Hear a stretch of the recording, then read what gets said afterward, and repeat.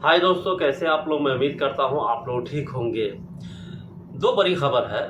एक तो मैं कल ऐसे ही लेटा हुआ था, तो मैं एक यूट्यूब पे चेक कर रहा था, तो एक वीडियो सामने आई कि पासपोर्ट लेस दुनिया होने वाली है। पासपोर्ट के बिना ही अब फेस रिकॉग्नाइज आने वाला है मशीन, जिसके जरिए आप पहचाने जाएंगे और विदेश जाएंगे। कहीं भी जाने के लिए पासपोर्ट की जरूरत नहीं पड़ेगी।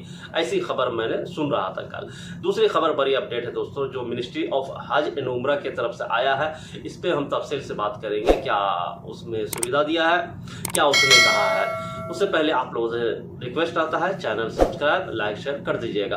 आइए सबसे पहले हम अपना पासपोर्ट को लेकर के बात कर लेते हैं। क्या पासपोर्ट लेस वाकई में दुनिया होने वाली है और इस पे क्या सच्चाई है, ये भी आपको पता चल जाएगा आगे।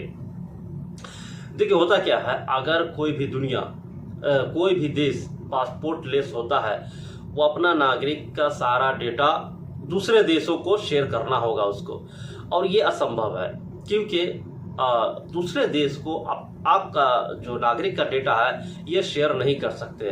ठीक है, नाम पता आप शेयर कर सकते हैं, पासपोर्ट के जरिए शेयर कर सकते हैं, लेकिन फेस रिकॉग्नाइजेशन जो है ये नहीं कर सकता है। क्योंकि चीन जो कर रहा है, चीन में भी हो रहा है। तो चीन में क्या है, दुकान में सामान लेने जाता है लोग तो फेस रीडिंग करता है मशीन, और फिर भी वो मोबाइल पे मैसेज आता है। पैसा जब कटता है ना तो मोबाइल पे मैसेज आता ही है। तो मोबाइल तो साथ में एक उपकरण तो आपको रखना ही होगा, क्योंकि फेस में तो मैसेज आ नहीं सकता है। तो ये चलेगा नहीं चलेगा भविष्य में पता नहीं, क्योंकि मैंने सुना था 2005 से लेकर के 2010 के बीच में आई थी कि आरबीआई, इंडिया का जो आरबीआई है वो हैक कर लिया किसी ने। उसका जो सिस्टम है किसी ने हैक कर लिया। आप सोच सकते हैं, जब आईबीआर को हैक कर सकता है तो ये पासपोर्ट का जो डेटा है इसको क्यों नहीं हैक कर सकता है कोई।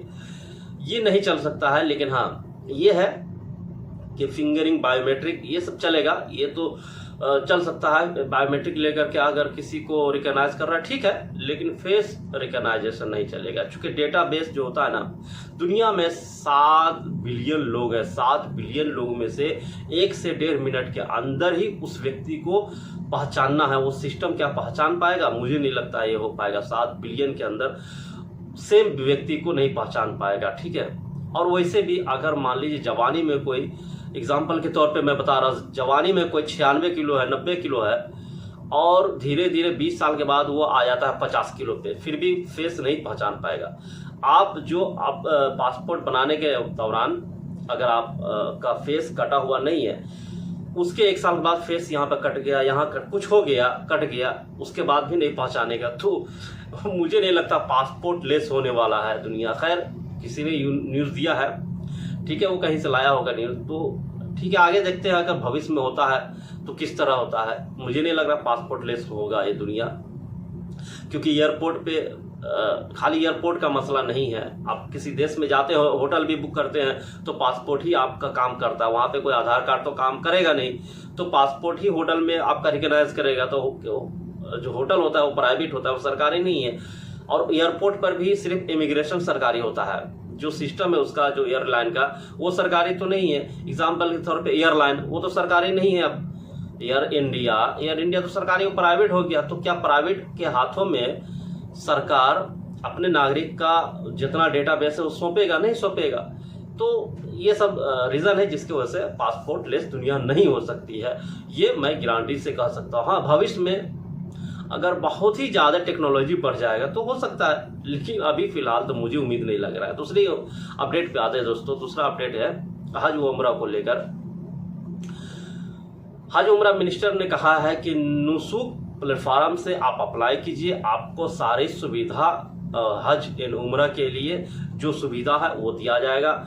और वैसे भी जो सुविधा है हज उम्रा के लिए, डायरेक्ट जिद्दा का फ्लाइट लीजिए, जिद्दा से मक्का, और फिर आपको सारी सुविधा दी जाएगी। और इसमें जो वीज़ा है ये डायरेक्ट आप उम्रा और हज के लिए अप्लाई कर सकते हैं, किसी एजेंट की जरूरत नहीं पड़ेगा। नुसूक प्लेटफॉर्म से आप कर सकते हैं। इसमें क्या होता है, सुविधा ये है कि मान लीजिए हो सकता है फीस कम लेगा, हो सकता है आपको जो वहाँ आप एयरपोर्ट पे लैंड करेंगे हज उम्रा के वीज़ा पे, तो वहाँ से जो सुविधा है वो आपको मिलेगी। और भी बहुत सारे सुविधा होंगे जो यहाँ के मिनिस्टर, हज एंड उम्रा के मिनिस्टर देने वाले हैं। क्योंकि कल ही मैं न्यूज़ पढ़ रहा था, अमेरिका में एक जो फाउंडेशन है किंग सलमान फाउंडेशन, वहाँ से तकरीबन उन्होंने कहा था कि 12 बिलियन डॉलर मैंने दुनिया के लोगों को बांटे हैं, गरीब में, यानी 133 देश को मैंने बांटे हैं ये फाउंडेशन से, सऊदी सलमान किंग के फाउंडेशन से। तो मदद के लिए आते हैं आगे। तो उनको जो अवार्ड मिला था अमेरिका में, वो अवार्ड दिया गया है कल यहाँ के जो फाउंडेशन मैन उनको। तो ठीक है, नागरिक यहाँ के जो मिनिस्टर है ये काफ़ी हेल्पफुल होते हैं, ये हज उम्रा के लिए, ऐसा कुछ नहीं है। तो आप वहाँ से नुसुक प्लेटफार्म से अप्लाई कर सकते हैं, ठीक है। और मिलते हैं दोस्तों नेक्स्ट वीडियो में। Thank you.